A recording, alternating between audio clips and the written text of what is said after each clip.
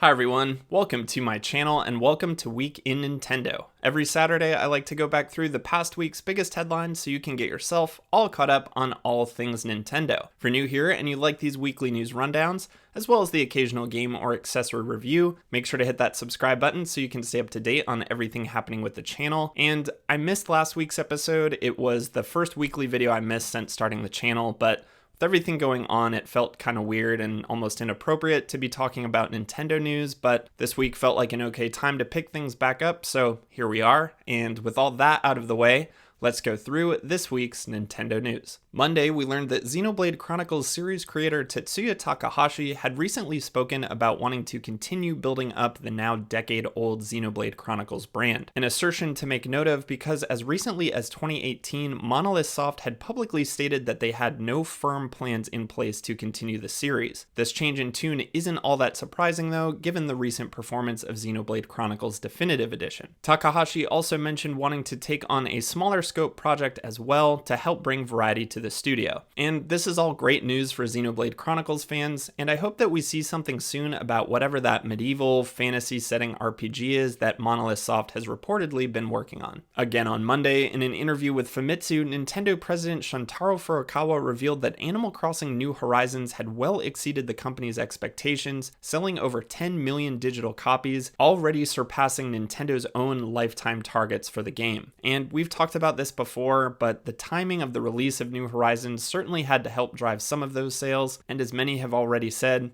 it was the best game for the worst time. Monday, we also learned from an interview with IGN Japan that Okumi Nakamura, a member of the original Okami development team, intends to pitch Capcom on a new entry in the beloved franchise and would like Hideki Kamiya to return as director. Nakamura went further by saying she believes there is still much to tell in the Okami universe, and I certainly hope she's right. On Tuesday, Nintendo kicked off a massive summer eShop sale which will run through June 16th, with many of the titles being discounted by 30 to 50%. So if you're looking to save some serious money on some quality Switch titles, I'll leave a link to the sale down in the description, or you can just head over to the eShop. And if I can make one recommendation here for any RPG fans out there, you're probably already familiar with Dragon Quest XI-S, which is a great game and is currently on sale, but don't sleep on Ys 8. It's one of my absolute favorite RPGs on the Switch, and you can currently get it for 50% off at $29.99, which in my opinion is a total steal.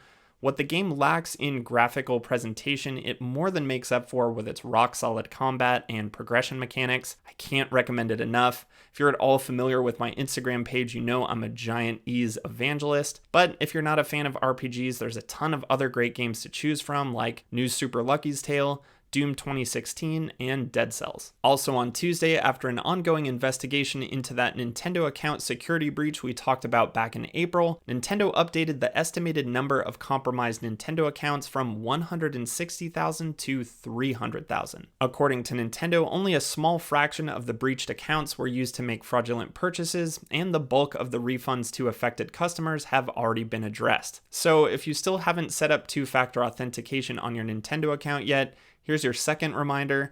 It's super easy to set up and barely an inconvenience, and then you can rest easy that no one else is wasting your money on video games. Wednesday, during IGN's Summer of Gaming event, we saw the official reveal trailer for Alex Kidd in Miracle World DX, a loving remake of the 1986 Master System game featuring updated visuals, a new boss rush mode, and an optional retro mode featuring the original game graphics. Although no official release date was given, the game's Steam listing points to a 2021 window. Wednesday, we also saw the reveal trailer for Demon Turf, a 3D platformer with a unique art style from the makers of Slime Son.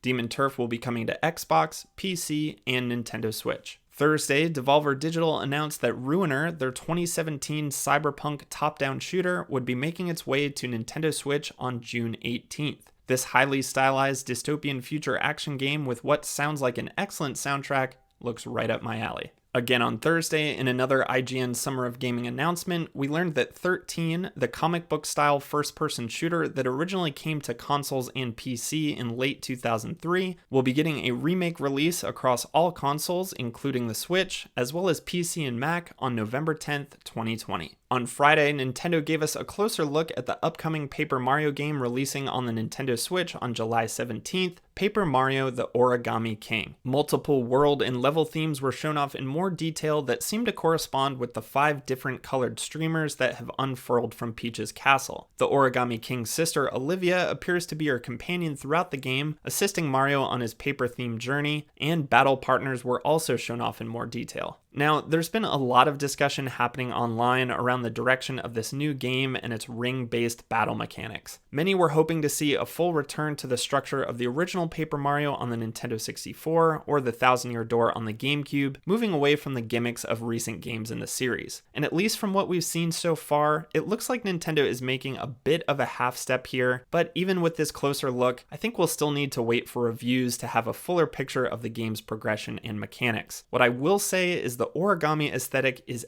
absolutely gorgeous. I'll never cease to be impressed with what Nintendo can pull off on less powerful hardware with a strong art style. What I'm not so sure about is the new ring-based battle system. It's an interesting idea, but I still haven't quite wrapped my head around it, and I could definitely see it as something that might become annoying or tedious after hundreds of battles. Either way, I'm still happy we'll have a brand new Mario game to play this summer, and I'm still holding out hope for those 3D Mario remasters. And that does it for this week's Nintendo news, but before we go, it's time for 20 years ago today, where we take a look back at what was happening with Nintendo 20 years ago this week. And this week we're talking about what was then a long-delayed Nintendo 64 port of Blizzard's sci-fi strategy PC title, StarCraft 64. StarCraft 64 was a bit of a definitive edition of the original, including the Brood War add-on pack, as well as Nintendo 64 specific stages. And while the performance might not have impressed PC owners at the time, the sheer amount of content included in the Nintendo 64 port seemed to win over reviewers,